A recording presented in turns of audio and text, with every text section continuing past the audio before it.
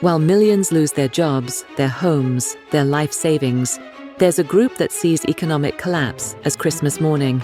They're not just surviving recessions, they're orchestrating their greatest wealth transfers in history. To give you an example, Bill Ackman, an influential hedge fund manager, turned $27 million into $2.6 billion during the COVID crash. Tonight, we'll let you in on the secrets that keep the rich people rich even during recessions and give you practical advice on how you can do the same. The Insider's Advantage. February 2020. The public barely knew COVID existed, but four politicians, Richard Burr, Kelly Loeffler, James Inhofe, and Dianne Feinstein, were quietly dumping their stocks. They had inside information. They knew what was coming. Burr alone offloaded up to $1.7 million in holdings, weeks before the crash, weeks before you had a clue. This isn't conspiracy, it's documented fact. The wealthy don't just predict crashes, they position themselves before them. While you're getting your news from headlines, they're getting their intel from boardrooms, government briefings, and private networks you'll never access. But that's just the appetizer. The main course is what happens when the panic starts. The Panic Harvest. March 16th, 2020. The Dow plunges 2,997 points in a single day. Your portfolio turns blood red. Fear takes over. You sell everything, desperate to stop the bleeding. And on the other side of every one of your panic sells, a billionaire, buying your assets for pennies on the dollar. This is the moment they live for. They call it blood in the streets investing. While you're emotionally destroyed, they're emotionally detached. They know something you don't. Markets always bounce back. Always. The S&P 500 crashed 35% in 2008. But if you were wealthy enough to buy during that crash, you multiplied your money 4 times over by today. Amazon fell from $90 to $40 per share. Those who bought at the bottom saw 8,000% returns. But here's the twisted part. They're not just profiting from the crash. They helped create the conditions that made it inevitable. Chapter 4. The Setup. Before every crash comes the bubble, and bubbles aren't accidents, they're manufactured. During the boom times, the wealthy use their influence to push easy credit, encourage risk-taking, and inflate asset prices beyond reality. They're not stupid. They know it can't last. But they need everyone else to believe it will. Why? Because when the music stops, someone has to be left holding the bag. And it's never them. They've already moved their money to safer havens, shorted the market, or positioned themselves to buy the wreckage. The 2008 housing bubble. Banks knew those mortgages were toxic. They packaged them anyway, sold them to pension funds and ordinary investors, then bet against their own products. Lehman Brothers collapsed, taking millions of retirement accounts with it. But the executives? They walked away with hundreds of millions in bonuses. The government safety net. But what if a billionaire's bet goes wrong? What if their company is about to fail? No problem. The government steps in with a bailout. This is the ultimate cheat code. Socialize the losses, privatize the gains. In 2008, banks received $700 billion in taxpayer money to cover their gambling debts. Airlines got $50 billion in 2020. The wealthy get to play with house money, knowing that if they lose, you'll cover the bill. Meanwhile, when ordinary people face foreclosure or bankruptcy, where's their bailout? They get lectures about personal responsibility, but it gets worse. These same companies that receive bailouts use that money to buy back their own stocks, inflating prices and executive bonuses. They're literally using your tax dollars to make themselves richer. The real estate feast. While companies get bailouts, ordinary people get evictions, and every foreclosure is a feast for the wealthy. During recessions, 3 forces create desperate sellers: death, divorce, and defaults.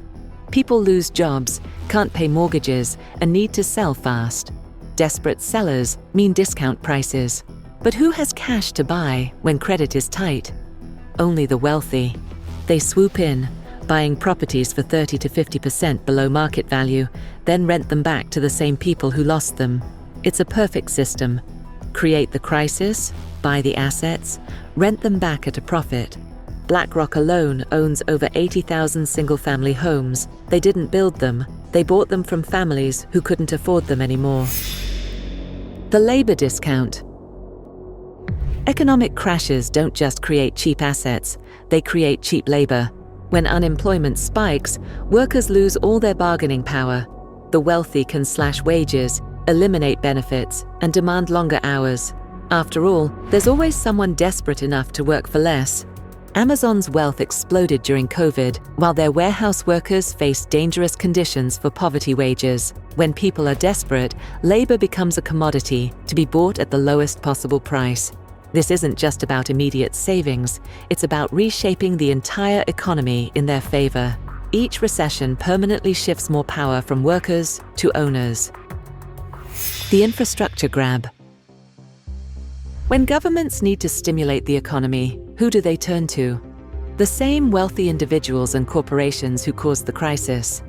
Infrastructure projects, defense contracts, technology initiatives, all handed to companies owned by the ultra-wealthy. They get paid with your tax dollars to build the roads you'll drive on, the systems you'll use, the technology that will monitor you. It's the perfect racket. Crash the economy, get bailed out, then get paid to fix what you broke. But perhaps the most sinister part is how they've convinced everyone this is normal. The narrative control.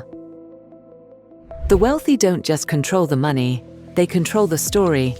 Media outlets, think tanks, universities, all funded by billionaire money. They shape the narrative to make their wealth extraction seem natural, even beneficial. They're not profiting from your misery. They're providing liquidity during market stress. They're not exploiting desperate workers, they're creating jobs. The language is carefully crafted to hide the reality. Every recession is a planned wealth transfer, and you're the mark. Your recession playbook. Now that you understand their game, let's talk about yours. You may not have billions, but you can still use recession principles to your advantage. The wealthy aren't magical, they just follow a disciplined strategy, while everyone else acts on emotion. Phase 1. Preparation. Build your war chest. The biggest mistake people make is waiting until the crisis hits. By then, it's too late. The wealthy prepare during the good times, and so should you. First, build your cash reserves. Not in your checking account earning nothing, but in high-yield savings or money market accounts. Aim for 12 to 18 months of expenses, not the typical 3 to 6 months everyone recommends. Why? Because recessions create opportunities that require cash, and those opportunities don't wait for your next paycheck. Second, improve your credit score relentlessly.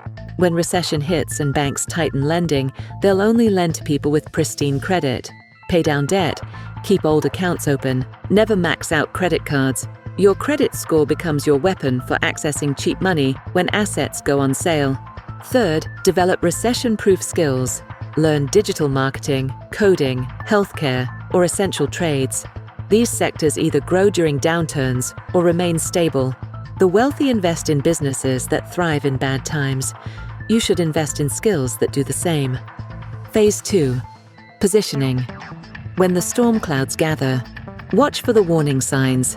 Inverted yield curves, mass media euphoria about markets, everyone from your barber to your dentist giving stock tips. When regular people start day trading and flipping houses, the top is near. As markets peak, start dollar-cost averaging out of speculative investments. Not everything, but reduce your exposure to overvalued sectors. Move some money to defensive positions, utilities, consumer staples, healthcare companies that people need regardless of the economy. Consider learning about inverse ETFs, or put options if you're sophisticated enough. These let you profit as markets fall, just like the billionaires do. But be careful. These are advanced strategies that can backfire if you don't understand them fully. Most importantly, resist lifestyle inflation. When everyone else is upgrading cars and houses during the boom, stay disciplined. That restraint gives you firepower when prices collapse. Phase 3. The attack. Profiting from panic.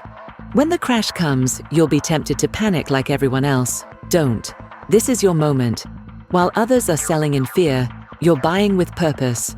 Target quality companies at discount prices. Look for businesses with low debt, consistent earnings, and products people need during tough times. Think Amazon in 2008, not some speculative crypto or meme stock. Real estate becomes your biggest opportunity. Foreclosures and desperate sellers create deals, but you need cash and good credit to access them. Consider house hacking. Buy a duplex, live in one side, rent the other. The rent helps cover your mortgage while you build equity. For stocks, use the same dollar cost averaging strategy, but in reverse. Instead of selling gradually, buy gradually as prices fall. You can't time the exact bottom, but you can capture the entire recovery by buying throughout the decline. Phase 4. The patience game. Holding through recovery. This is where most people fail. They buy the dip, see more dips, then panic, and sell at the worst possible time. The wealthy have patience because they understand market cycles. Your investments bought during the crisis won't recover immediately. It might take 2 to 4 years. But those who held Amazon from its 2008 lows made life-changing wealth. Those who held real estate from 2010 to 2020 saw similar gains. The key is having enough cash reserves that you never need to sell your crisis investments early. Let them compound while you live off your emergency fund or recession-proof income sources. The next recession is coming. It always is. But now you know how to position yourself to benefit instead of becoming a victim. The financial world is corrupted and complicated. We put the facts in front of you and give it to you straight. Subscribe right now if you like what we do.